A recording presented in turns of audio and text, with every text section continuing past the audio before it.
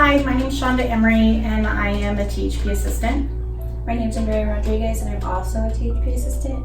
And my name is Helene Gaither and I'm the social work supervisor in the THP program. Prior to AB 12 being approved a few years ago, I've been a foster parent for a very long time with teenagers. And what would happen at their 18th birthday or at their graduation, they would receive a manila envelope with all of their essential documents, their birth certificate, social security card, and they would be given a handshake from the social worker and told good luck and sent out into the world. Most of these kids ended up homeless, in jail, pregnant, well before their time.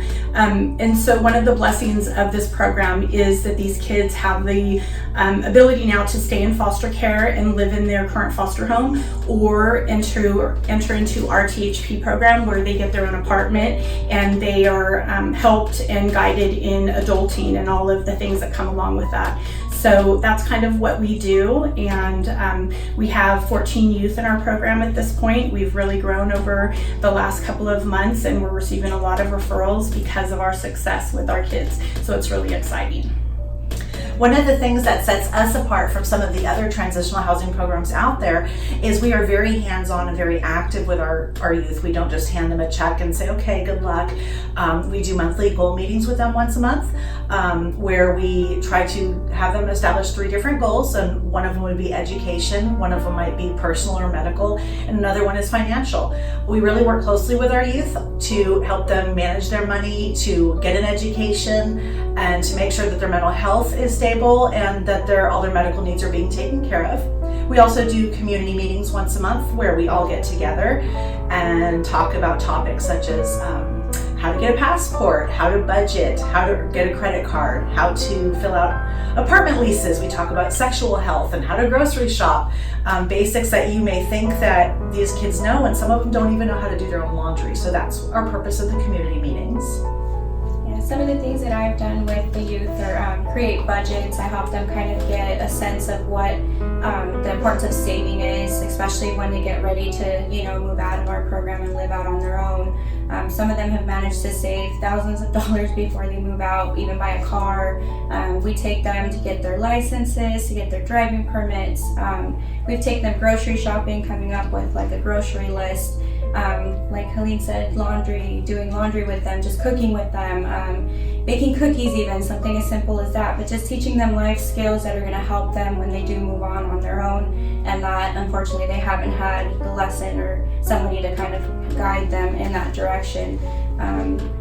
Also just being like a shoulder for them to cry on. Sometimes we get calls like, hey, I can't really handle today, can I come talk to you? We take them to lunch and we listen and we kind of help them work through those feelings and kind of get them on a better track.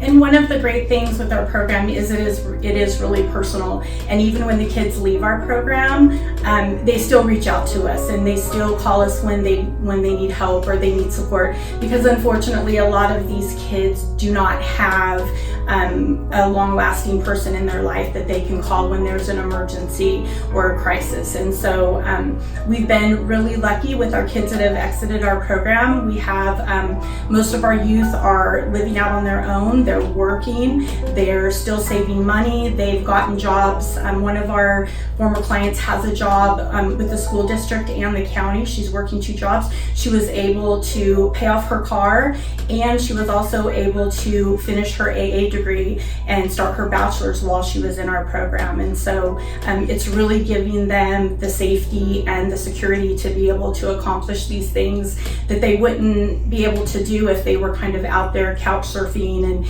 and worrying about where they were going to lay their head every night. So it's really a comfort to them to have this program for them to rely on.